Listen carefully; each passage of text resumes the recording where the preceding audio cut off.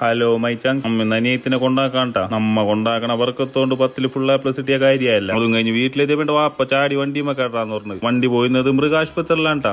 കാര്യം എന്താന്ന് ചോദിച്ചപ്പോ വേണം പൂച്ച ചൂണ്ടക്കൊളത്ത് തുടങ്ങി. ബെസ്റ്റ് വീട്ടിലെ പൂച്ചയുള്ള അത്ഭുതമില്ല.